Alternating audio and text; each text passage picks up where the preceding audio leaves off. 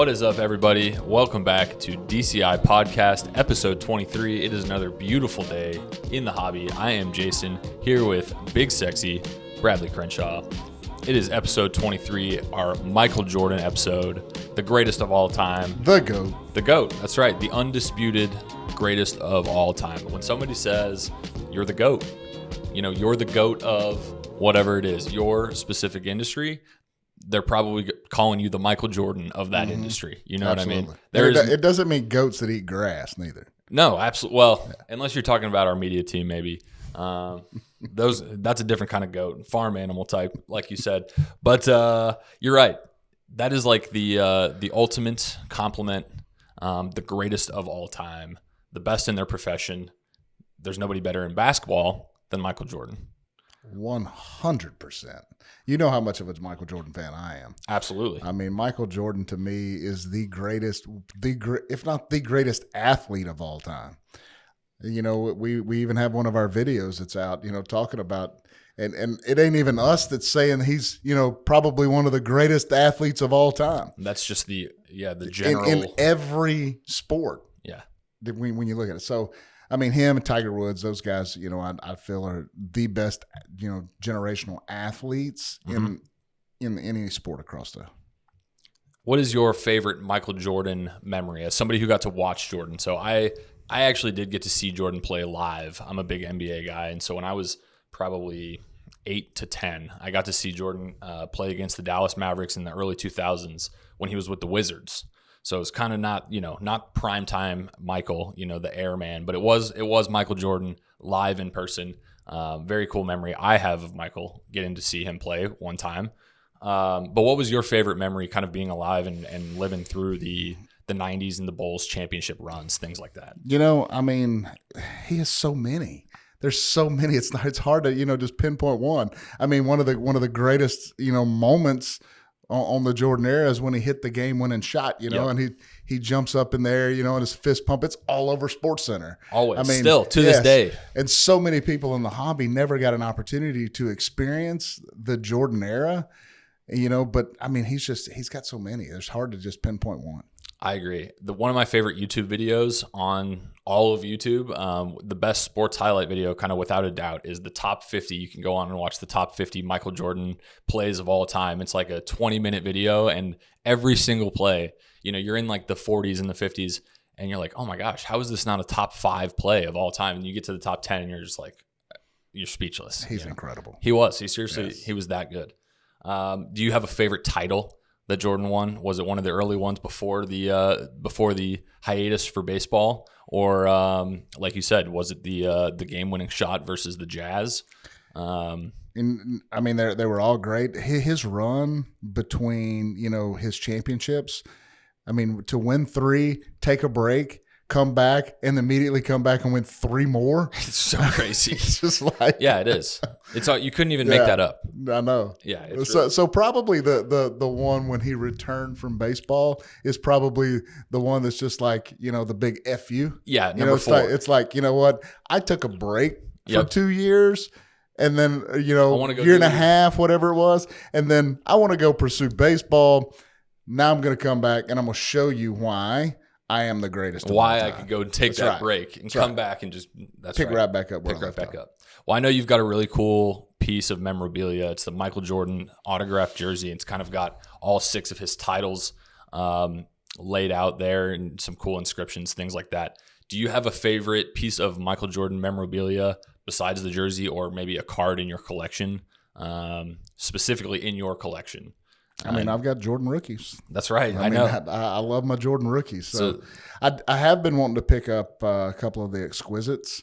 I just haven't made up my mind if I want the emblems of endorsement from 03-04, or if I want the jersey number pieces. Yep. I like both of them. I may just get them both. You should. I think it's a safe investment. Jordan autos, especially patch autos from those high-end sets, doesn't get any better than that.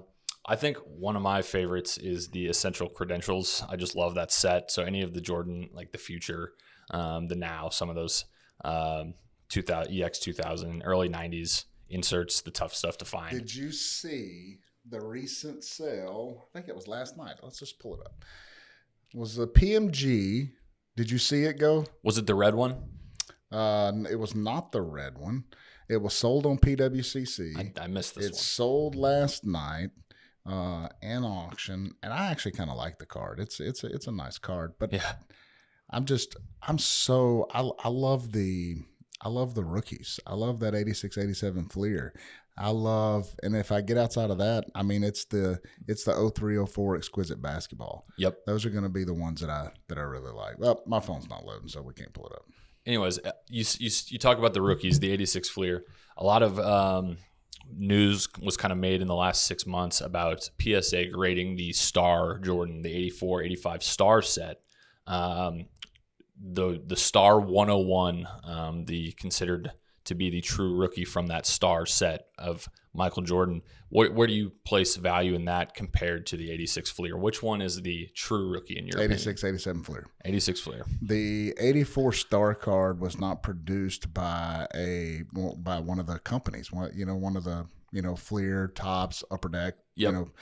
So to me, that's like a card you could get out of a it's like getting a card out of a cereal box, in my opinion. Right. That's just not a true rookie, in my opinion. And that I know that's a big debate between a lot of people, is between the Star and the 86, 87 Fleer. But hands down, it's the 86, 87 Fleer Jordan true rookie. Along kind of the market side of things regarding the Star 101, would you anticipate, now that PSA is starting to grade them again, or is starting to grade them, I guess, for the first time, would you expect to see an uptick on the sales prices for the Star 101, or do you think that it kind of drives people more to look back at that, the 86, 87 Fleer? I mean, you saw an uptick in them when they announced they were going to start grading them again, or start grading them in general. Yep. You saw, a lot of the BGS sales start to go up. And that all goes to the hobby of being in the FOMO states. Sure. People are like, oh gosh, that card's about to go through the roof. They're going to consider that as true rookie. Let me buy this card before it. And in all honesty, no, I don't think it's going to go up anymore.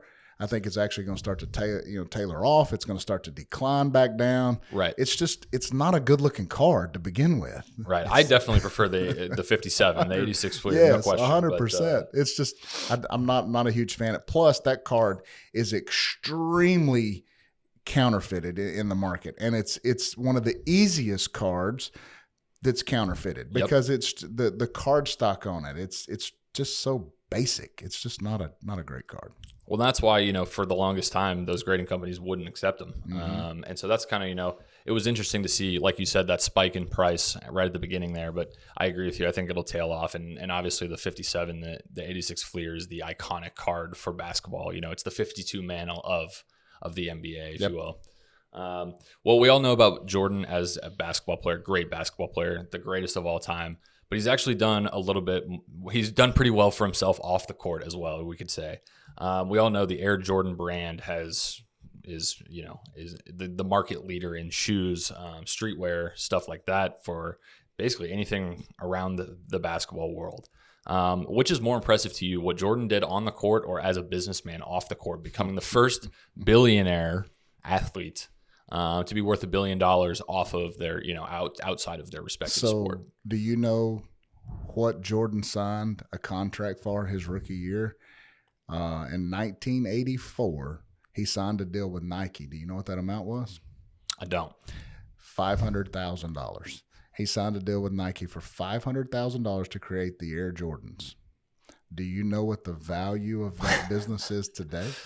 I would say $10 billion. It's $3 billion.